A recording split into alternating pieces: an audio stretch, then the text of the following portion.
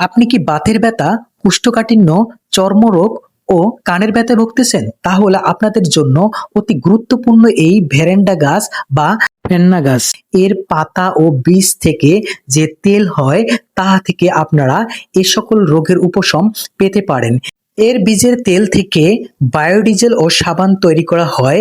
এছাড়া রেশম পোকার খাদ্য হিসাবে এটি ব্যবহৃত হয়ে আসছে। ভিডিওটি ভালো লাগলে সকলেই লাইক, কমেন্ট, শেয়ার করে দেবেন আর পেজটাকে সকলেই ফলো করে দেবেন।